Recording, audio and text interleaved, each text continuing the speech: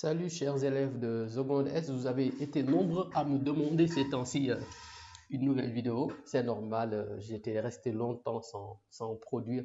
Normal aussi parce que j'avais beaucoup d'activités. J'avais les corrections de mes compositions parce que je gère plusieurs classes à la fois, aussi bien dans le secteur privé. Et donc, c'était un peu ça qui m'a en fait mis de côté les vidéos, même les groupes WhatsApp que j'ai dû m'y mettre en pause un tout petit peu, mais je vais revenir et je reprends le cours de mes vidéos.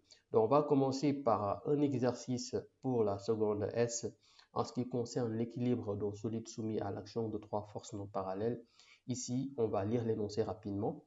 L'exercice 3 d'une série que je vais vous présenter. Je vais vous présenter tout à l'heure l'exercice 1 et 2 aussi, que je vais traiter également. Tout ça dans le but de vous préparer à ce qui concerne vos prochaines évaluations. OK? Donc, nous avons ici une bille d'acier B de masse M est égale à 0,1 kg qui est fixée à l'extrémité d'un ressort dont l'extrémité est fixée en un point A, en un point O, OK, à une tige verticale delta. On est tous d'accord.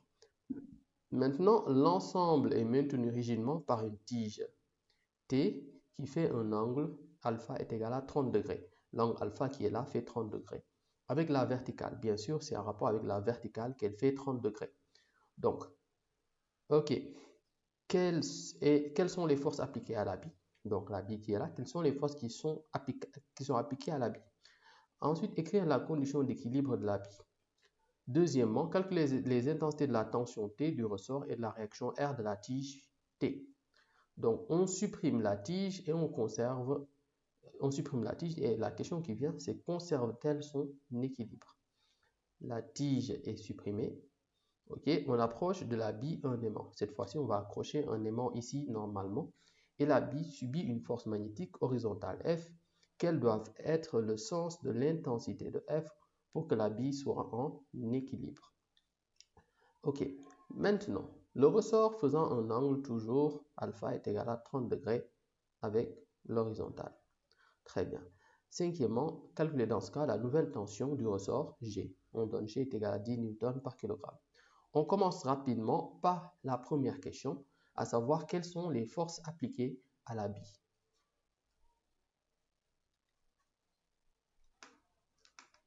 On continue avec la représentation des forces qui sont applicables à la bille. Donc rapidement, je vais marquer avec des couleurs différentes. Vous avez tout d'abord le poids qui va agir sur l'axe, sur le centre de gravité. Vous avez tout d'abord le poids P. Ensuite, comme c'est maintenu par un ressort et par un fil, donc déjà la tige, autant pour moi, va réagir de par le support. Ok, et donc nous aurons une réaction qui est toujours perpendiculaire en fait à l'axe du support. Nous aurons ici la réaction.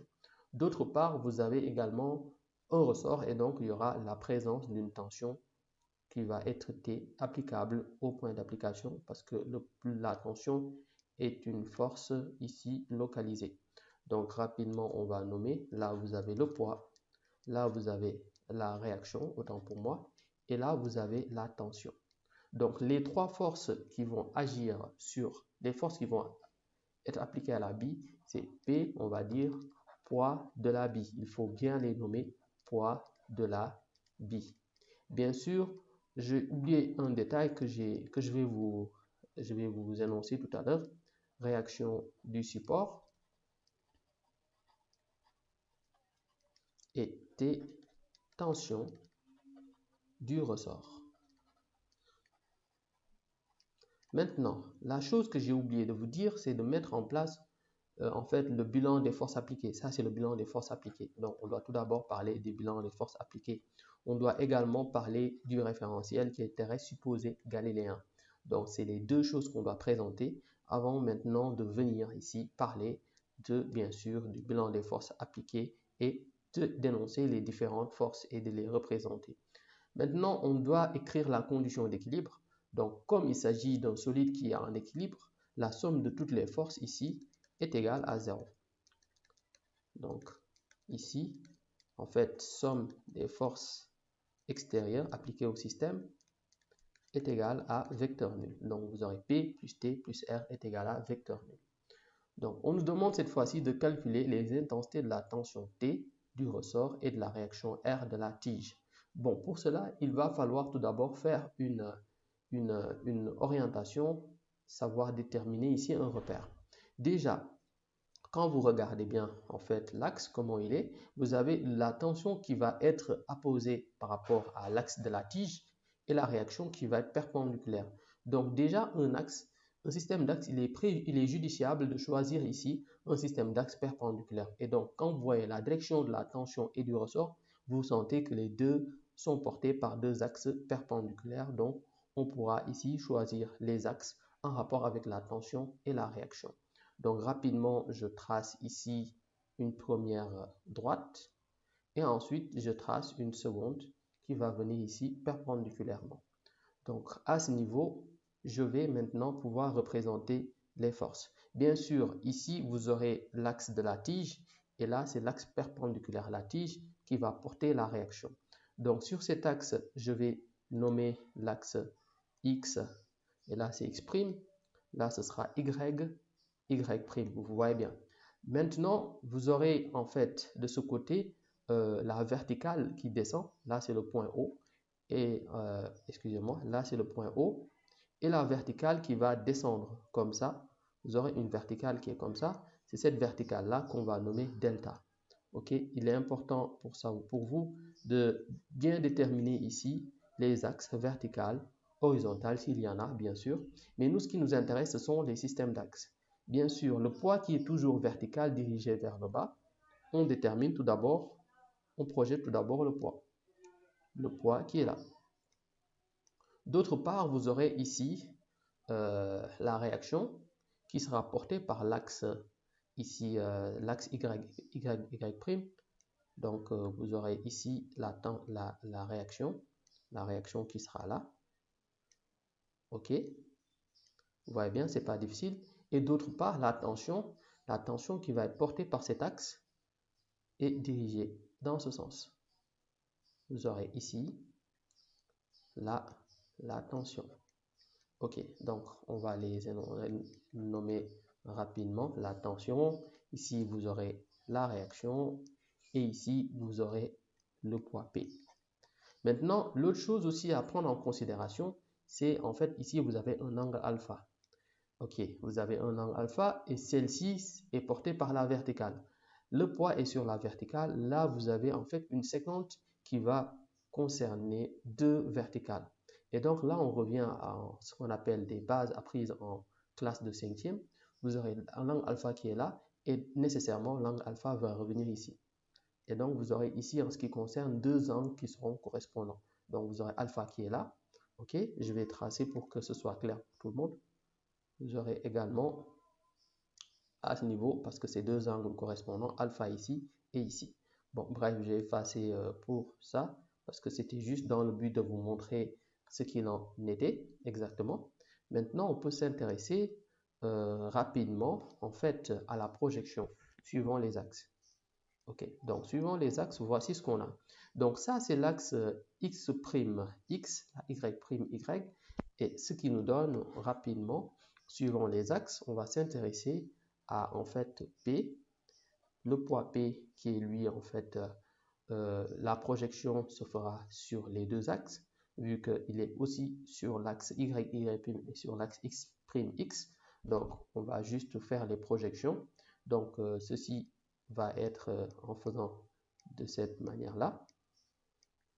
Donc, vous aurez en fait ceci, ok, et donc vous aurez ici le poids P, et là, ce sera sur l'axe X, et ceci sera nommé en fait PX, ok, étant donné que le sens positif, c'est dans ce sens-là, et pour l'axe des ordonnées, le sens positif, c'est dans ce sens-là. Donc, on aura PX qui sera dans ce sens, donc il sera forcément positif. Donc, on aura Px et Px va correspondre à quoi? Px va correspondre par rapport à l'angle alpha. Et là, vous aurez nécessairement un triangle rectangle ici. Et donc, Px va correspondre à P cos alpha. Je dis bien plus P cos alpha parce que c'est dans le sens positif. Maintenant, pour Py, on va encore faire une projection sur l'axe, cette fois-ci, cet axe-là. Donc, les projections, ce n'est pas difficile. Vous voyez bien cet axe. On va tracer une parallèle à cet axe pour rejoindre en fait l'autre axe. Maintenant, si on veut déterminer la projection sur cet axe, on va tracer une parallèle à cet axe, ok, pour joindre cet axe. Donc, on trace comme ça, ok, vous voyez bien, ça c'est parallèle à ceci, et donc ça va correspondre en fait, voilà, à sa projection. Et à ce niveau, vous aurez en fait ici PY. Donc là, c'est PY, ok, donc là, vous aurez ici PY, et PY, vous voyez bien, Y dans le sens positif, PY est dans le sens négatif, donc vous aurez PY est égal, et comme ici, vous voyez bien, ceci est égal à ceci, et ceci correspond au côté opposé par rapport à alpha. Vous pouvez même revenir ici, déterminer alpha, vu que vous avez ici deux angles qui sont en quelque sorte alternes internes. Donc là, vous aurez également à poser l'angle alpha, et là, ce sera le côté opposé à alpha, et donc on aura moins P sinus alpha. Donc sur cet axe, on aura P moins P sinus alpha parce que étant dans le sens négatif. Pour la suite maintenant, la réaction, on aura Rx et Ry. Maintenant, Rx, vous voyez bien, la réaction est uniquement sur cet axe, sur l'axe Y. Elle n'est pas sur l'axe X, donc Rx est nul. Et elle est sur l'axe Y, elle est dans le sens positif, donc on va dire R, tout simplement, plus R. Pour T, quant à lui, nous aurons Tx et Ty.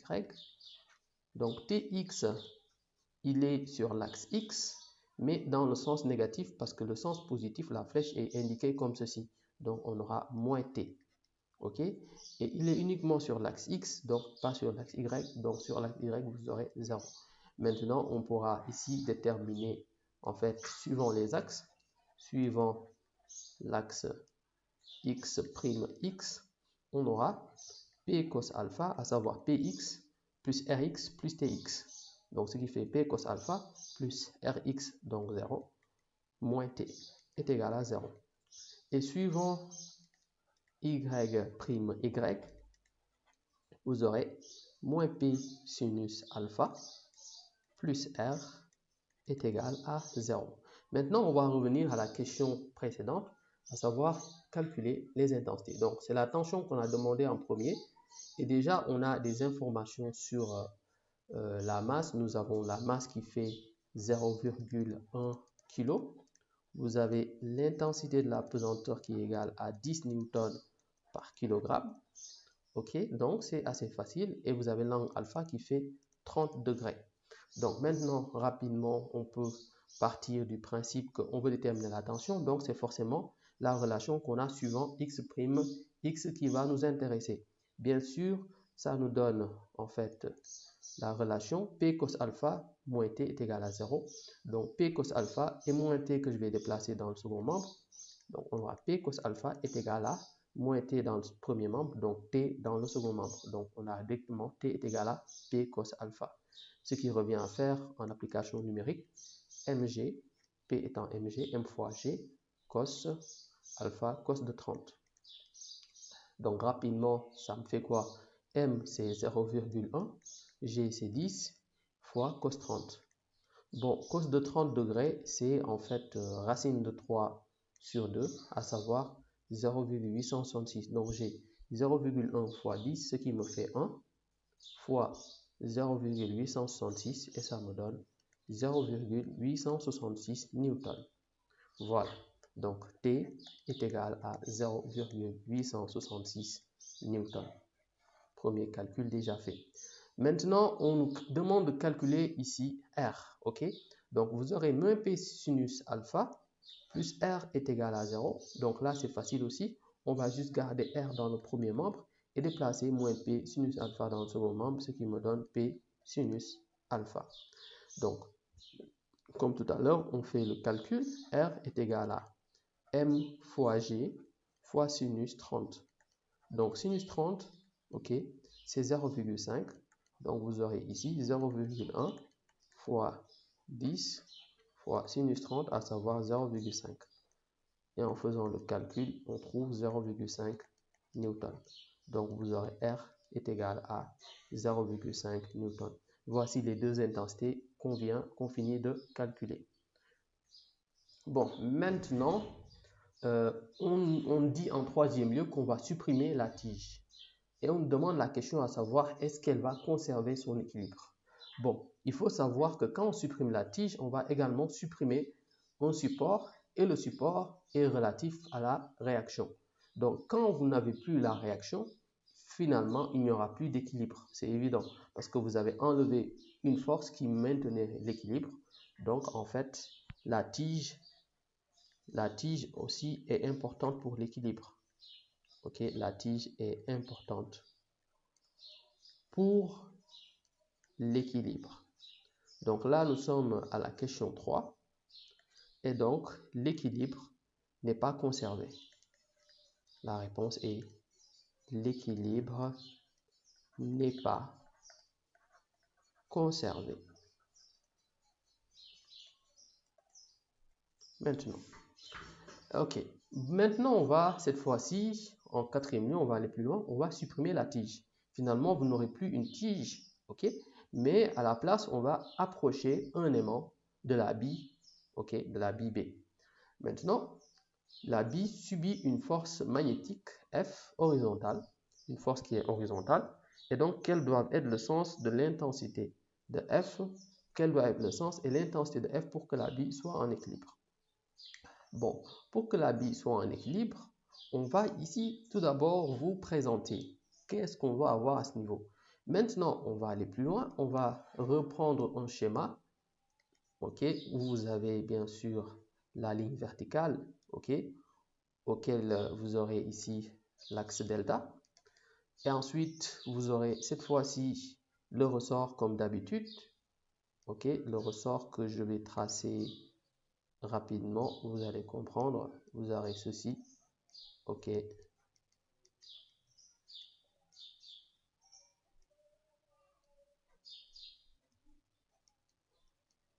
Ok, et à ce niveau, vous avez une bille qui va être accrochée ici. Ok, et forcément, on va mettre un aimant à la place. Je vais placer l'aimant ici. Nécessairement, on doit le placer ici pour qu'on ait en fait le même semblant d'équilibre qu'on avait tout à l'heure. Donc, je place un aimant ici.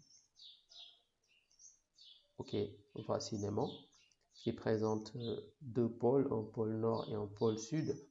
Ok, je vais tracer ça en rouge ici, de ce côté, de sorte à dire que oui, ça va attirer dans ce sens. Ok, donc voici ce qu'on a. Ok, vous aurez l'aimant avec la pôle nord et pôle sud.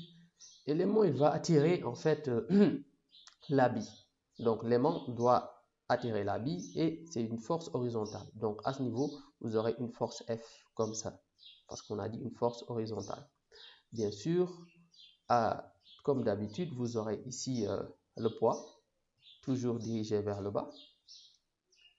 Et de l'autre côté, vous aurez en fait une tension, toujours en rapport avec le point d'application et qui sera ainsi, comme ceci. Ok, donc voici ce qu'on a. Finalement, on a ici une tension T, on aura ici un poids P, et là on aura une force magnétique F. Voici ce qu'on a, vous voyez bien. Maintenant, la question qu'on nous pose est quels doivent être le sens et l'intensité de F pour que la bille soit en équilibre. Bien sûr, pour que la bille soit en équilibre, F, le sens de F doit être le sens de F doit être de la gauche vers la droite. On peut dire de la gauche vers la droite. Et quelle intensité devons-nous avoir pour F? Pour cela, on est obligé de revenir à la relation avec en fait l'équilibre du solide. Il dit que somme des forces extérieures appliquées au solide est égale à vecteur nul. Donc, on aura ici le poids comme tout à l'heure. Nous aurons également plutôt la tension. Je m'excuse parce qu'on n'a plus de réaction vu qu'on a enlevé la tige. Nous aurons une tension et une force F. Voilà ce qu'on a. Et cette relation nous donne 0. Allô? Oui.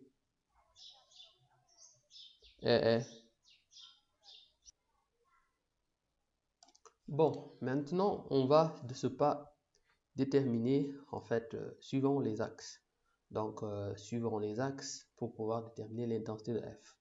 Donc, partant de là, on va ici déterminer deux nouveaux axes. Parce que vous avez cette fois-ci le poids et la force F qui sont ici perpendiculaires.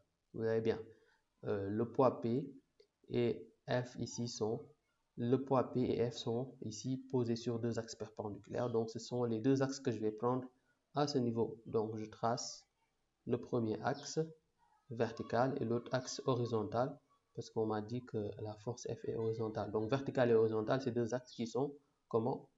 Perpendiculaires. Ok, vous avez bien compris. Donc, dans ce sens, je vais désigner ici la X et la Y. Donc, là, vous aurez la force magnétique F qui sera ici, ok, qui sera portée par cet axe. Donc, vous aurez F ici. De ce côté, vous aurez le poids P, ok, qui sera orienté vers le bas sur l'axe des ordonnées. Et de l'autre côté, vous aurez ici le poids, plutôt la tension qui est orientée comme ceci. Ok, vous aurez ici la tension. Ok, donc la tension qui est là. Déjà, donc à ce niveau, ce que vous devez savoir pour la tension, c'est comme tout à l'heure, vous aurez ici en quelque sorte l'angle alpha qui va être redistribué, l'angle alpha. Donc l'angle alpha qui sera à peu près ici, si on doit reprendre par rapport à l'axe, l'angle alpha il sera ici. Et donc on peut encore la remettre ici. Voilà, vous avez les deux angles qui sont les angles alpha, à savoir les deux angles alternes et internes. Donc alpha de part et d'autre. Donc on va en profiter pour distribuer les projections orthogonaux sur les deux axes de la tension T, vu que lui il est sur les deux axes, le poids et la force magnétique, eux, chacun sur un seul axe. Donc, suivant les axes, on va dire suivant OX, ou bien on va tout d'abord déterminer les projections de chaque force suivant les axes qu'on vient de définir. Donc, on aura PX et PY. PX, P est uniquement sur l'axe Y, donc PX c'est 0. Et comme il est sur l'axe Y, et dans le sens négatif parce qu'il descend, alors que l'axe est vers le haut, orienté vers le haut, donc ce sera moins P. Pour ce qui est de F, vous aurez Fx et Fy. Donc Fx, vous aurez Fx orienté dans le sens positif, donc ce sera F. Et suivant l'axe des ordonnées, c'est nul, c'est 0. Pour ce qui est de T, T, lui, il sera sur les deux axes, donc on aura Tx et Ty. Donc Tx, ok, Tx c'est ceci, voici Tx. Et Tx est dans le sens négatif, le sens positif c'est de ce côté-là. C'est dans ce sens-là que c'est le côté positif, mais comme il est de ce côté-là, Tx sera lui négatif. Donc on va dire moins T. Mais moins T quoi? Moins T sinus alpha, parce que alpha, l'angle alpha est opposé à Tx. Donc on va dire moins T sinus alpha, étant donné que là ça forme un triangle rectangle. On va s'intéresser aux propriétés trigonométriques. Et pour Ty, il est là. Il est cette fois-ci orienté dans le sens positif. Donc vous aurez Ty comme ça. Et T comme c'est positif, on aura T positif. Et donc à ce niveau, vous aurez par rapport à l'angle alpha, Ty va porter l'angle alpha. Donc ce sera T cos alpha. Par conséquent, on peut déterminer suivant les axes. Nous, ce qui nous intéresse, c'est F. Et donc F, il est sur l'axe X. OX ou bien XX'. Très bien. Donc, suivant XX' ou bien X', on aura en fait PX plus FX plus TX, ce qui fait 0 plus F moins T sinus alpha est égal à 0. Par conséquent, on aura F, on déplace moins T sinus alpha dans le second membre, ce qui me fait T sinus alpha. Et à ce niveau, on peut faire le calcul. On avait déterminé tout à l'heure T, et T, on avait trouvé combien? T, on avait trouvé 0,866. Et là, nous avons sinus alpha. Sinus alpha, c'est sinus 30. Sinus 30, ici, ça correspond à 0,5. Donc 0,866 fois 0,5, ce qui nous fait 0,433 newton. Voici la valeur de F. F est égal à 0,433, l'intensité plutôt. OK.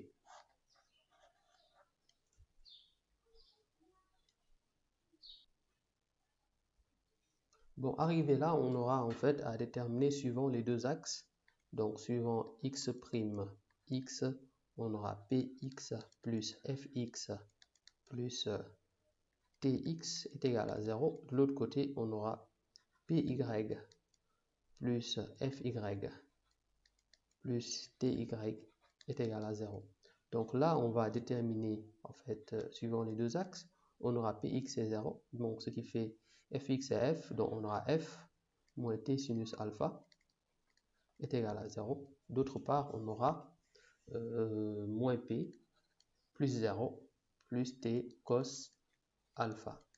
Bon, bien sûr, la question plutôt, on nous avait demandé de calculer f. Et à la fin, on nous demande, dans ce cas-là, la nouvelle ici, la nouvelle tension. Ce qui veut dire que la tension n'est plus du tout la même. Nous n'avons plus du tout la même tension qu'au tout début. On est tous d'accord. Donc là, on ne va pas nécessairement passer par la relation qui relie F avec la tension. On sera obligé de passer par une autre relation et d'enlever T du calcul. Pour cela, on a juste qu'à exprimer F et P en fonction de T. Donc on fait ici F. Dans le premier cas, F sera égal à, ici, en déplaçant moins T sinus alpha, ce qui fait T sinus alpha.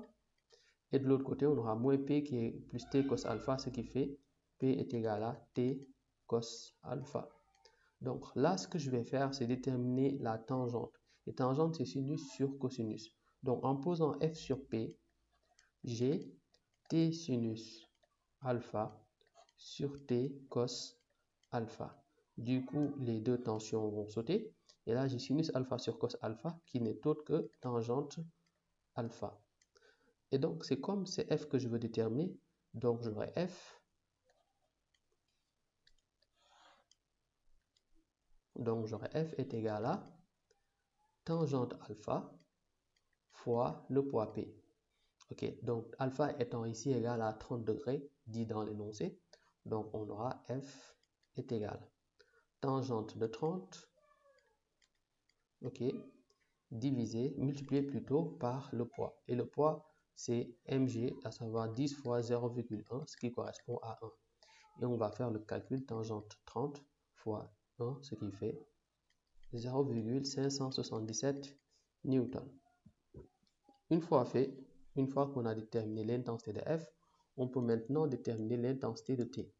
On sait que suivant F déjà, on aura en fait ici la relation qui va nous permettre de déterminer ici, on aura T, plutôt T sinus alpha plutôt, qui est égal à F, comme on l'a dit plus tôt, T sinus alpha est égal à F. Par conséquent, on peut dire que T est égal à F sur sinus alpha. T est égal à F sur sinus alpha. Donc déjà, en partant de là, on peut aisément déterminer T en faisant F, à savoir 0,577, sa valeur, et sinus alpha, sinus de 30. Et sinus de 30, c'est 0,5, ce qui revient à trouver une valeur de 1,154 newton. Donc la nouvelle tension est égale à 1,154 newton. Voici, nous avons fini cet exercice. Donc si elle vous a plu, n'oubliez pas de la liker, mais également de la partager à vos camarades. On va partager avec vous d'autres vidéos, bien sûr, que je m'empresse de faire le plus rapidement possible pour, bien sûr, aider le maximum d'élèves qui seront en situation de devoir ou de composition, mais également dans le but de les aider sur la compréhension de certains exercices, sur comment élaborer quelques exercices, sur des notions également mathématiques qu'il faut maîtriser, parce que les sciences physiques, c'est aussi des notions mathématiques, mais également sur des formules qu'il faut aussi maîtriser et des relations qui existent entre les différentes forces quand il s'agira de parler de l'équilibre d'un solide soumis à l'action de trois forces non parallèles. Il y en aura d'autres bien sûr et soyez patients, je viendrai. Il y aura des moments où je serai bien sûr présent, d'autres où je serai absent. Ok, c'est normal, c'est la vie qui est ainsi faite parce que moi aussi j'ai mes activités. Aussi, je profite de l'occasion, ceux qui ne sont pas encore inscrits dans mes cours en ligne, ok, parce que je reçois beaucoup de sollicitations, des élèves qui m'interpellent pour que je leur aide et malheureusement, c'est pas possible d'aider quelqu'un gratuitement. Le savoir est quelque chose qu'il faut mériter et pour le mériter, il faut payer un prix. C'est juste ça. Donc, ne vous attendez pas à ce que je vous fasse des cours gratuits parce que j'ai aussi une vie. Je ne peux pas aider 1000 élèves à la fois.